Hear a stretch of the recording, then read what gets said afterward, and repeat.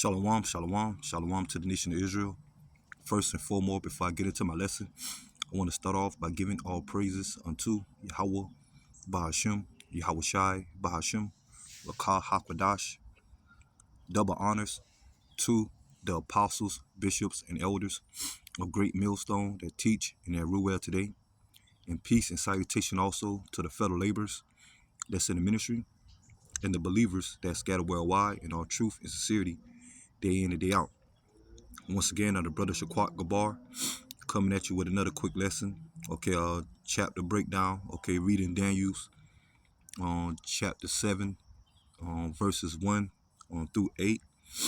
And right before I get into this lesson, this message or these videos goes out to you so-called Negroes, Latinos, and Native Americans, which we are the true biblical Hebrew Israelites according to the Bible. And also to the Israelite foreigners that scattered amongst the heathen nations and that may take on a physical appearance or look of another nation. But if your bloodline goes back to Negro, Latino, or Native American descent by the seed of your father, you are considered an Israelite as well. Once again, Shalom. So like I say, basically, I'm just going to get into a quick chapter breakdown. Like I said, Daniel chapter 7, 1 through 8. Okay, going into, the vision that, Belazar, okay, had, okay, that Daniel interpreted, okay, when it came to major empires, okay, that ruled in the ancient times. Okay, you still got resemblance of those ancient empires, okay, here today. Okay, but this chapter goes into the outline, okay, of kingdoms that Yahweh Shema Shai set up. Okay, so let me go ahead and get into it. And then Daniel chapter 7 verse 1. In the first year of Belazar, okay, king of Babylon, Daniel had a dream and a vision in his head upon the bed. Then he wrote the dream and told some of the matters. Okay, and it says Daniel. Okay, so this going into how Daniel had the vision. Okay, or that during the time of Belazar. Okay, ruled, okay, in the Babylonian Empire or the Neo-Babylonian Empire. Okay, and it says verse 2, and Daniel spoke and said, I saw in my vision by night, and behold, 4 winds of the heaven strove upon the great sea. Okay, and that great sea can represent the nations. Okay, and the 4th great beast came up from the sea, diverse one from another. Okay, so these 4 beasts or 4 empires, okay, that represent these kingdoms. Okay, verse 4, and the first was like a lion and had great wings. Okay, and the lion representing the Assyrian Empire. Okay, and it says, and it had eagle wings, and I beheld to the wings thereof were plucked, and it was lifted up from the earth, and made stand upon the earth, the feet as a man, and a man's heart was given to it.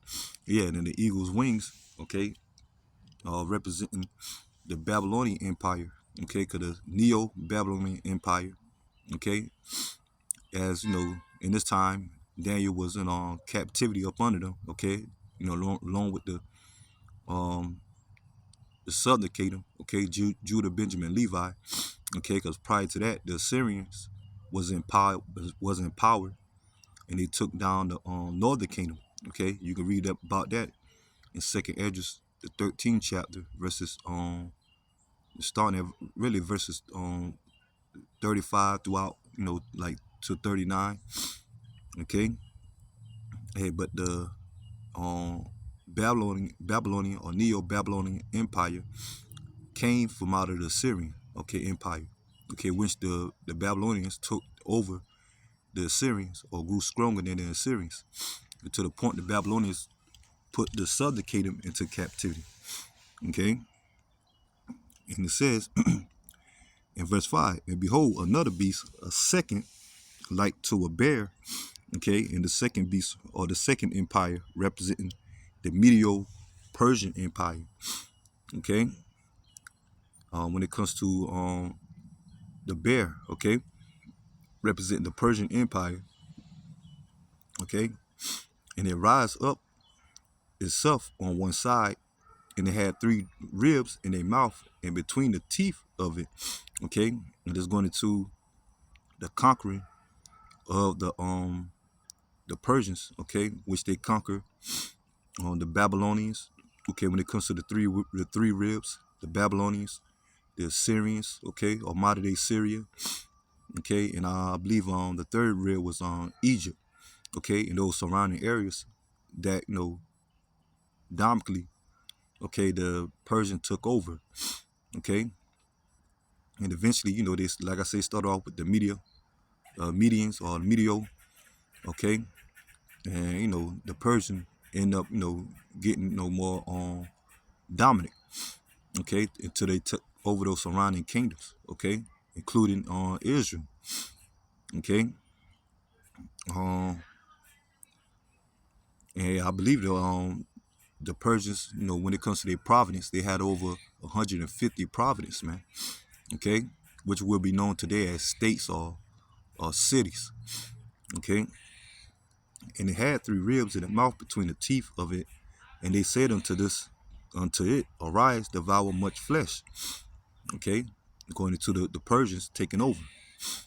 Verse 6, and after this I beheld, and lo, another like a leopard, okay, and this going into the coming of the Grecian, okay, starting with Alexander the Greek, okay, and it says, which had upon the back of it four wings, okay, like I say, Alexander representing, okay, which they are Edomites, okay, the so-called white race, which they say that Alexander started civilization when it comes to the so-called whites, okay, and when it comes to the Grecians, okay, and Alexander was known as the leopard, okay, he even wore a leopard, you look up certain images of Alexander with a leopard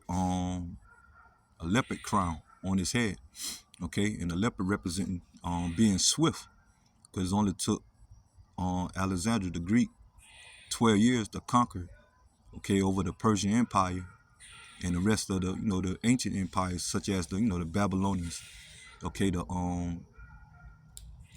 Assyrians, okay, but mainly the Persian Empire, okay, that Alexander conquered, okay, within that 12-year span, okay. The first Maccabees go into that, okay. Matter of fact,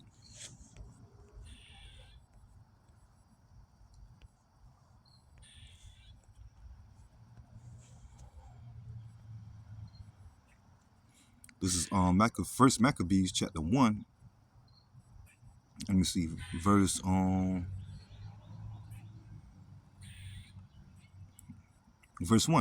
And it happened after that Alexander, son of Philip the Macedonian, who came out of the land of Shittim, and he smited Darius the king of the Persians and the Medes, that he reigned in his stead the first over Greece, okay, going to Alexander.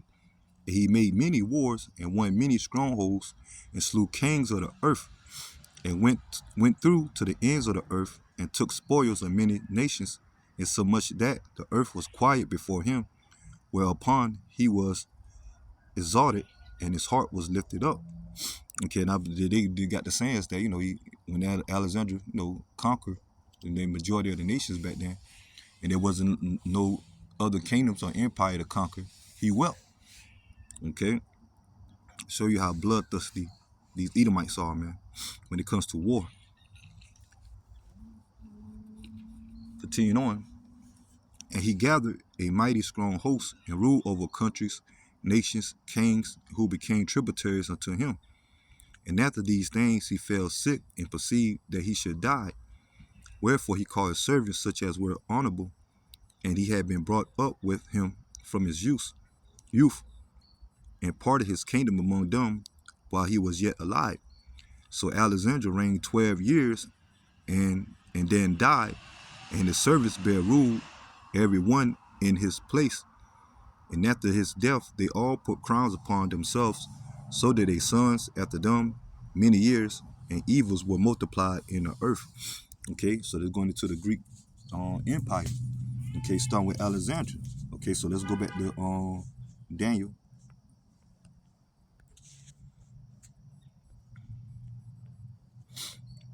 back into verse 5. Verse 4. Daniel chapter 7, verse 6. And after this I beheld, and lo, like a leopard, okay, going to Alexander the Greek, okay, which is known as the leopard, because he moved swift within those 12 years that he reigned, okay, and conquered, and which had upon the back of it 4 wings of a fowl, okay, and the 4 wings represent the 4 generals, as it was just read, okay, that took or reside, I'll now say reign after Alexander's death, okay, the 4 generals, okay, which you can look it up, Alexander 4 generals, okay, starting with Cassandra, okay, was I think Seleucus, okay, Ptolemy, okay, and Antiochus, okay, which out of Antiochus, okay, stand the Hellenization period, okay, where you had a lot of Israelites that left from their customs, being Israel, and joined into the Hellenization custom of the Greeks, okay, under the rule of Antiochus, okay, or Antiochus, okay, so that's the 4 wings representing the 4 generals of Alexandria, okay, of the Greek Empire. And it says, and the beast had also 4 heads, and dominion was given to it. Verse 7. And after this I saw in the night vision, and behold, a 4th beast, dreadful and terrible. And it's going into the Roman Empire, okay, which is the extension from the Grecians, okay. That's why you had the term the Greco-Roman Empire, okay, because they were Edomites that standing out of the the Greek Empire that became Romans, okay, when it comes to this 4th beast. And it says, and he had great iron teeth, and to devour and break in pieces, okay, going to the Roman Empire military, okay, and they military weapon at that time was known for the ability to have weapons made out of iron, okay, I think they call it the Iron Age, okay, when it came to the Roman Empire, advanced military at that time, that ruled, okay, and it says, and he stumped the residue with the feet of it, going to the Roman Empire conquering that time, okay, when it comes to the other empires, and it was diverse from all the beasts that were before it, and it had 10 horns. Yeah, the 10 horns represent the vessel states, okay, and the reason why it was so diverse from any other empire, okay, because the Roman Empire was known for the first, okay, kingdom to be have a political sense or a political system, okay, when it comes to the because ancient empires, they had kings, okay, and princes, and when the king, even he died or he resided, the throne or the crown went into his bloodline when it comes to the sons, okay, but when it came to the Roman Empire, okay, they had a political system, okay, a voting system, okay, which you have today, because when it comes to America is not but ancient Rome or Greco-Roman Empire, okay, reestablished again, okay, that daily wound being healed, okay, because one point in time the Roman Empire fell, okay, when it comes to I think that with Revelation chapter 13, going to the daily wound, okay, one of the heads being wounded, okay, the Roman Empire, okay, but it got then throughout the process of time, okay, once the Roman Empire fell, it fell to so-called blacks at that time, leading to the Dark Ages, okay. Okay, when it comes to the Roman Empire, okay, they had the as you can look it up too, the 5 good kings or the 5 good Caesars, which was Israelites that took over, okay, mainly the eastern part of Rome, okay. You had Israelites amongst them that had certain positions, okay, civilization, and eventually, the western part fell when it comes to the Edomite, okay, and the Israelites took over, okay, the southern kingdom, Okay, like I said, you can look up the 5 good Caesars. Okay, starting with Caesar, um Nerva. Okay, Nerva. Okay, which is a so-called black man with the rest of the good Caesars. Okay, that extended the Roman Empire, but under Negro rulership. Okay, leading to the Dark Ages. Okay, and during the time of the Dark Ages, Esau Edom, okay, was pushed into the caves, okay, the Caucasus Mountains, okay, southern Georgia, Russia, okay, for 1,000 years. Okay, you can read about that in Revelation chapter 20. Okay, going into how Satan was chained for 1,000 years, going to Esau Edom. Okay, because Esau Edom is the physical counterpart of the spiritual demon Satan here on the earth. Okay, which is they are known as the wicked. Okay, but they fell, leading to the Dark Ages for 1,000 year period, and after the 1,000 year period, they rose again. Okay, that deadly wound was healed during the time of the Renaissance or the rebirth. Okay, coming in the time or going to the time of Cesare Borgia, or in the Borgia family. Okay, and leading to the time of iconoclasm or whitewashing. Okay, and during the time of the Dark Ages, you had the Moors. Okay, that was so-called blacks, which the word Moor mean black, that ruled out of Spain. Excuse me. Okay, for 1,000 year period. Okay, the Dark Ages, mainly by the Moors. Okay, then eventually that 1,000 year period um was came to its fulfillment. Okay, due to the Moors being took down by the Ottoman Turks. Okay, which the Ottoman Turks was a mixture of Edomites and Arabs, or so-called whites and Arabs that took down. I think the last stronghold of the Moors was Asada. Okay, just going through some brief history. Okay, which led to the Renaissance. Okay, and the Borgia family and other families as well, but mainly the Borgia family of the Edomites that came back into power. Okay, and still to this day, that they are in power. Okay, leading to America. Okay, and then in Europe, NATO. Okay, which is another extension of the Roman Empire. Okay, and it says it was diverse from all the beasts that were before it, and it had 10 horns. Yeah, like I said, because the Roman Empire was the first kingdom that didn't select or didn't have kings. Okay, that they pushed. They didn't have the king that um, continued the rulership of the throne to the sons that became kings, and throughout history, more and more, you have your seed, your bloodline, and that the furthermore that rulership. Okay, as ancient empires did before the Roman Empire. Okay, but what make them diverse? Like I said, they went into a political system. Okay, the voting system. Okay, when it comes to at that time was the uh, Sabians, no, the patricians and the Labians. Okay, which today is the modern day, um, will be today on your Democrats or your Republicans that have a voting system that voting the president. Okay, which we know all over this a fraud. Okay, that these elites is really the ones that are really ruling. Okay, when it comes to the central bankers today. Okay, but now America is their stronghold. Okay, that they can use these political reasons or system. Okay, to set up presidents or your modern day kings. Okay, but the modern day presidents or kings do the bidding of these elites in all actuality. Okay, and like I said, the 10 horns represent the vessel states back then. Okay, with the Roman Empire. Okay, and today, the 10 horns representing the EU, NATO, and America. Okay, which they first started off with 10 members. Okay, till they added more European countries and Western countries. Okay, in particular Western countries on America, and Canada. Okay, but before the EU was known as NATO. Okay, it was first known as the Treaty of Rome. Okay, or the Club of Rome. Okay,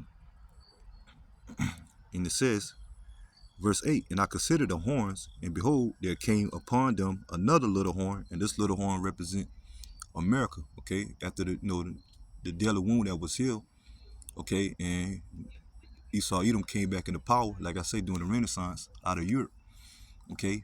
When it comes to the extension of the EU, NATO, and America, okay, which NATO is their military might, and America is, basically the head of all of it, man, okay?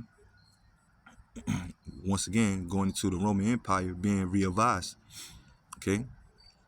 And it says, and before whom there were three of the first horns plucked up by the roots. Yeah, the first three horns, okay, going to the colonization, how America got its establishment, okay?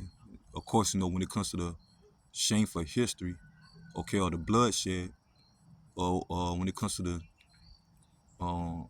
Hispanic, Latinos, and Native Americans, how this place, and the enslavement of the Negro Latinos, with the Negro Latino Native Americans over here in America, okay?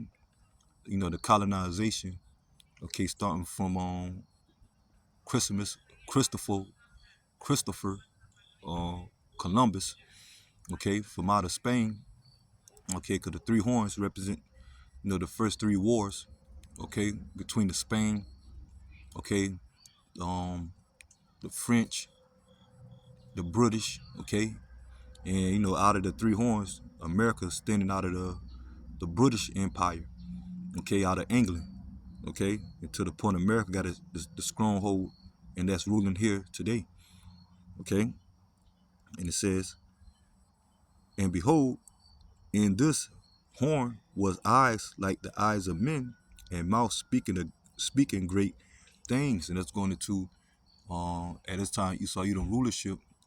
Okay, as we come into the downfall of the Edomites. Okay, start with this place America. Okay, but this place is no boasting in its financially system. Okay, one point in time now it's on a decline. Okay, the military might. Okay, the advanced technology. Okay, now you hear the talks of AI. Technology now. Okay, you got all these countries want to resemble America.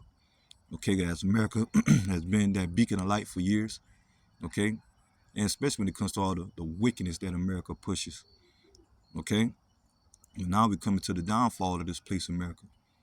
Okay, which ultimately this place America gonna be destroyed by the way of thermonuclear missiles at the peak of the Third World War, and also leading to the time of Yahweh Shai's second coming. Okay, by the way of the chariots bringing salvation to the nation of Israel, starting with the elect. Okay, so now we're just at the coming end or seconds of the end of America. Okay, Esau Edom rulership and these heathen nations. Okay, which when Yahweh shall return and liberate the nation of Israel, starting with the elect. Okay, these nations' future is captivity. Okay, they're going into captivity. Okay, up under us. Okay, the true biblical Hebrew Israelites. Okay, not those phonies over there that occupy our land, which that land gonna be cleansed by the way of fire. Okay, because the people that's over there, like I said, are not the original inheritance. Okay, they Edomites. Okay, in particular Amalek. Okay, and that land gonna be destroyed. And eventually, when all said and done, Yahweh Shai is gonna establish the kingdom of Israel, put the rightful owners back into the land. Okay, once that land be cleansed by the way of missiles. Okay, courtesy to Russia, China. Okay, even certain members of NATO that's gonna turn their missiles upon America and Israel. Okay, but the difference between America and Israel, like I said, Israel gonna be built back up by the rightful owners. But this place America is never gonna be inhabited again. Once the fire and smoke dies down, it's gonna become a desert. Okay. Let me see.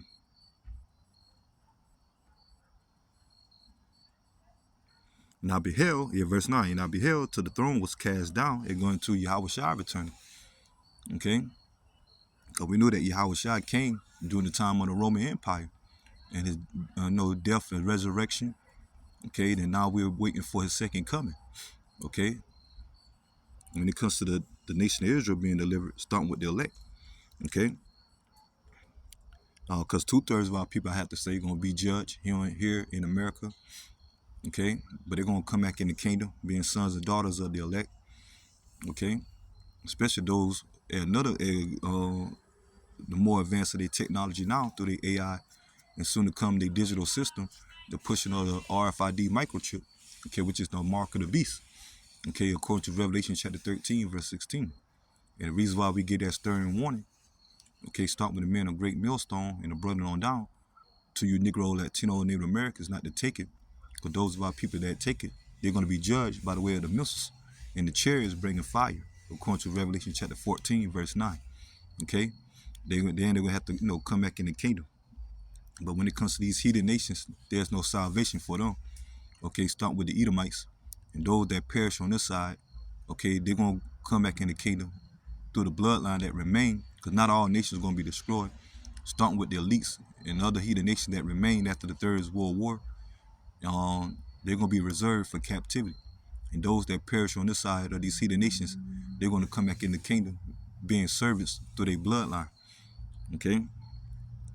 And it says, I beheld till the throne was cast down, and the Ancient of Days did sit, whose garments were white as snow, and the hair of his head like the pure wood, and his throne was like a fiery flame, and his wheels as burning fire. And that's going to Yahweh Shema Shai, eventually the Heavenly Father sending his Son, Yahweh Shai, back, okay, to bring destruction, okay, to Esau Edom rulership, okay, and these heathens, okay, and the issue in the kingdom of Israel, okay.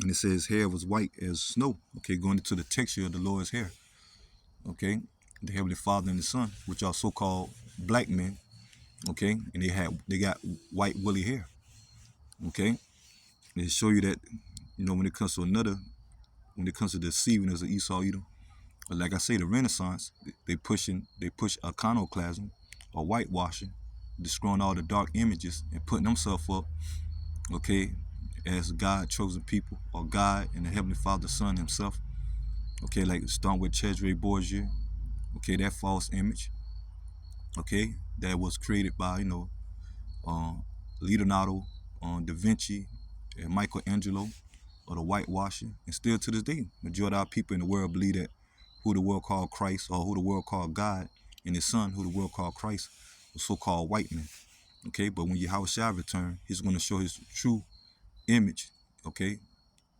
and he's going to bring down all the lies, okay, Esau Edom, okay, and it's starting now with the prophets out there, and his word being pushed on the internet, and the exposure of Esau Edom, okay, but much more when Yahweh shall return to take them out of power, man, okay, and they're going to go into captivity for 1,000-year period, these heathen nations, okay, and according to Obadiah 1 and 18, the only nation that's going to be done away with after that 1,000-year period, okay, when it comes to the reign of Yahweh Shai, and start with the elect of the nation of Israel, okay, the only nation that's going to be done away with is the biblical Edomites as a whole, okay, Obadiah 1 and 18, okay. But I just want to, go through this quick, chapter breakdown, Daniel chapter 7, 1 through 9, okay. And I pray that this lesson was edifying. Until next time, Lord willing, shalom to the hopeful elect. Shalom.